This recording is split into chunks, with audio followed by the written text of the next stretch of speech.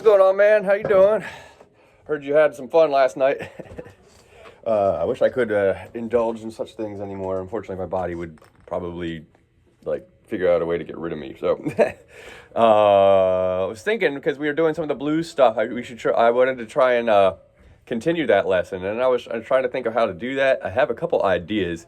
One thing about the blues is that, once you kind of know the chord progression, we can just start changing rhythms and stuff, because all blues songs, like I said before, are all 12 bar blues songs are really just the same chord progression, same sequence of chords in terms of its numbering, 1, 4, 5s, and you just change the rhythm, and sometimes you'll add some little tricks like the quick 4 or something like that. So I was thinking I want to give you a quick lesson on the Rumba blues bass line. Okay, I'm gonna do it in B. Maybe we should do it in A though, but I'm so used to B that I'm gonna stick with B. Sorry. But anyway, you know how it is. You could just transpose down. I'm just looking for some treble. This thing doesn't sound super great. Okay, here we go. So the point, the bass line's kind of going to be similar shape to Sweet Home Chicago, as far as the shape you're going to do. It's similar to that. Okay, so but it's almost a smaller pattern. So the first thing I'm going to do is, usually when I count this song off, this is called "I Get Evil" by Albert King. Okay, this is the one I'm going off of. So it's going to be it's one of these. 1, 2, 3, 4, and then it goes in, and you're gonna go right into the same exact pattern. And that pattern is, I'm starting it out on the guitar, but right when we come in 1, 2, 3, 4, you're gonna do the same thing. So it's gonna be 7 on the low E string, sliding up to 11 on the low E string, to 9 on the A string, to 11 on the A string, and that's pretty much the whole point. So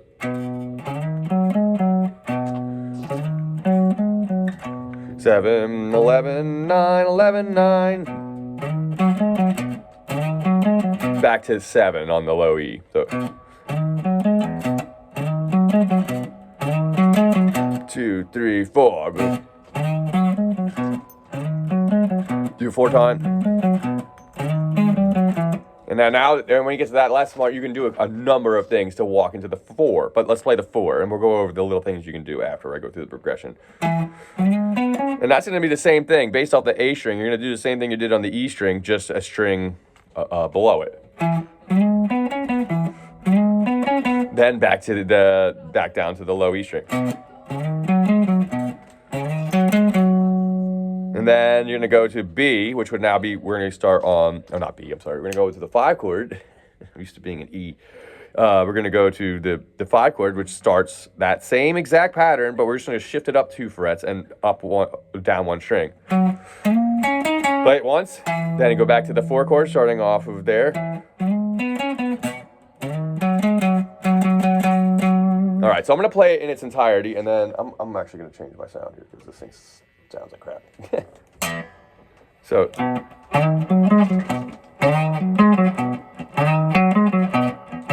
To the 4. To 1.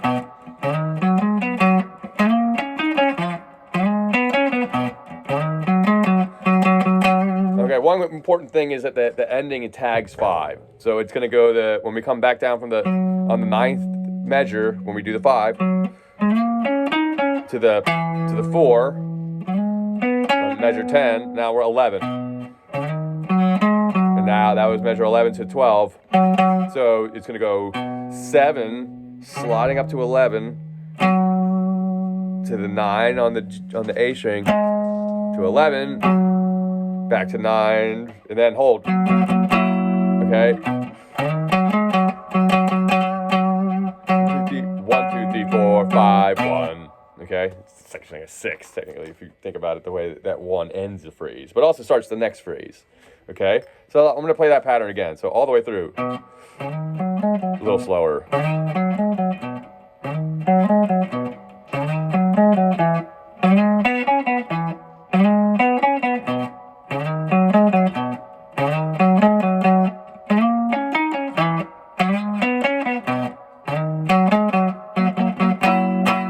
one cool thing when we're going to change to the next chord is what note to end with and what to start with. So when we're going to the 4 chord, and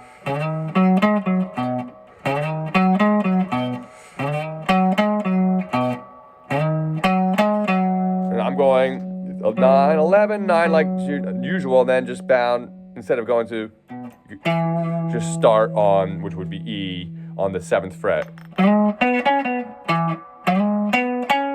And then we get done that phrase, you just go down to the low E, so 7.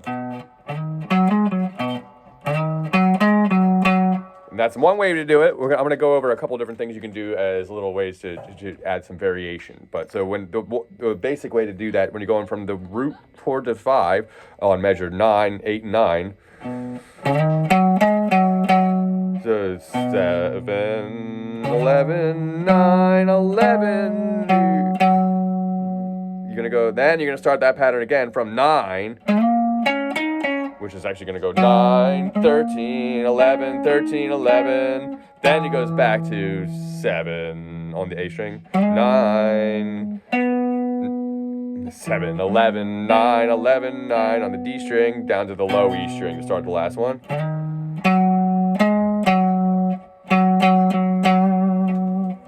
Okay, that's kind of the root pattern. So I'm going to play it again one more time, and then we're going to go over the variation, the things you can do to get out of it. So. I've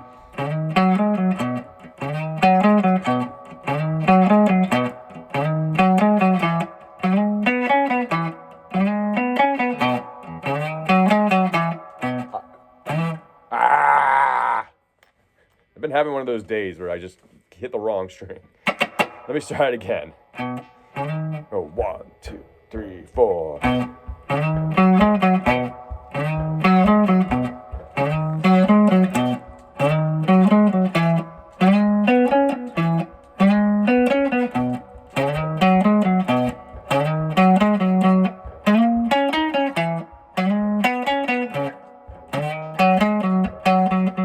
One more time.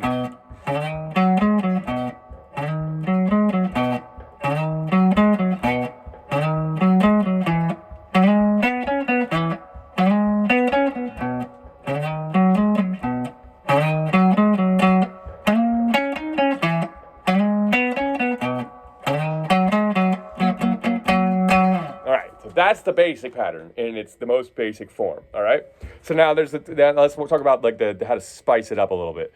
So based off this pattern, we always have one extra note we could go for to add a little spice, and then I'll start with the first chord to demonstrate this, and then based off this pattern, you should be able to figure out where the other notes are. I'll point it out too, but yeah. So there's.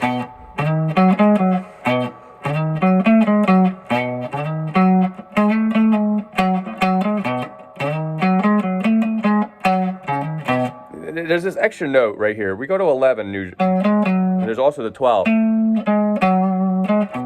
Okay?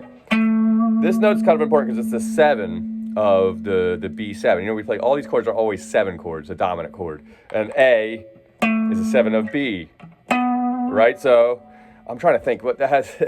Let's go. I'm going to come back to that one because for some reason I'm not remembering the right way to play that, but that's a note that's available. So if you find a way to play that with your pattern, you could do it like a little bit more open a pattern, kind of like the Pride and Joy, and you know.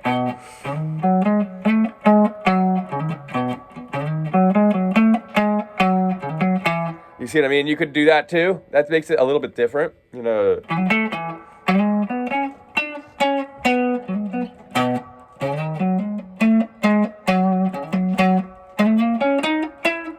And then you can't do that over the B because the B is only one measure. Because that's a 2 measure phrase when you start making it into that. Whereas before we were playing 1 measure phrases. This would be a 1 measure phrase. You know, 1, 2, 3, 1, 2, 3, 4, 1, 2, 3, 4. Yeah, something in there. And then this one. And that's kind of what we were doing with the Pride and Joy Sweet Home Chicago riff. All right, so for the variations, I'm going to come back to that one because I'm not hearing what I was hoping to hear when I did that one. So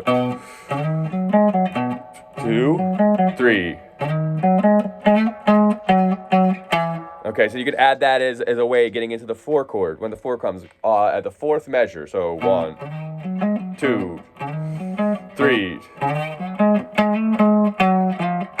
can also do it. Okay, there's another variation. So you can go. So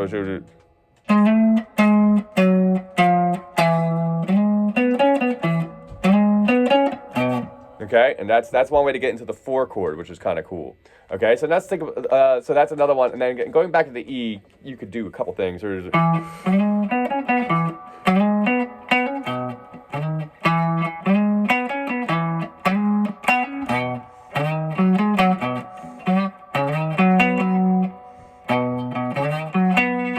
I'm trying to remember the 5 one real quick. I apologize. For some reason, my mind is being a little bit tricky today. So the 5 would be. So there's this one coming from the measure 8 into measure 9. Okay.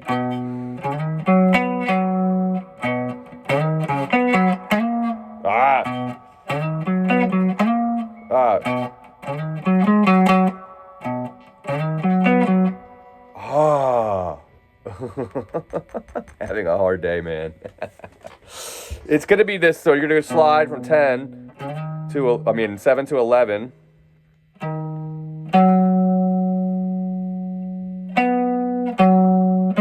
So you're gonna add this 9th fret on the D string into this. I did it 3 times, and now I'm it's going through again. There it is. So it's gonna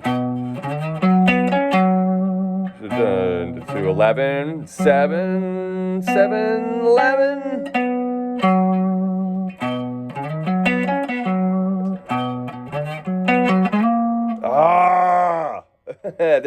You can tell there's some patterns going on here. All the patterns for each of the chords is the same as far as like based off the root note. Okay, so.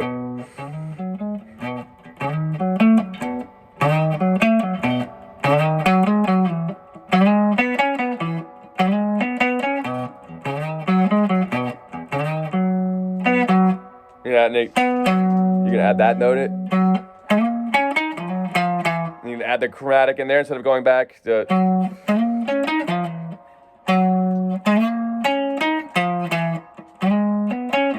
It's all about kind of like a one extra note you add, pretty much, to try and make it sound a little different. Sometimes it's good to be a chromatic going back, and then, but I wouldn't do that on the root. You could also do that.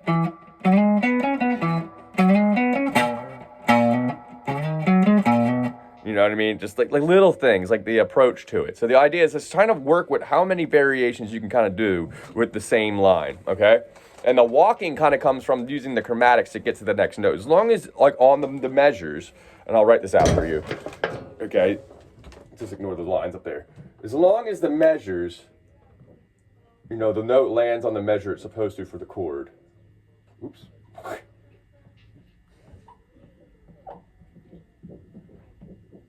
You see all that? I hope so. So it'd be B7 here, and then at 4, it's going to go to E7.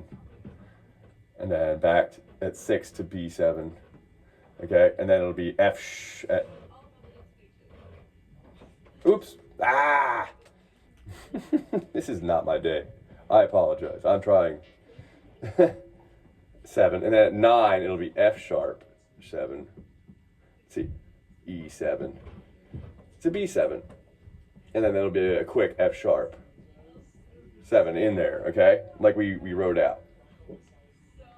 All right, so that kind of every time I'm talking about the measure, it comes like I say every single time that we play that bump, it's all bump. And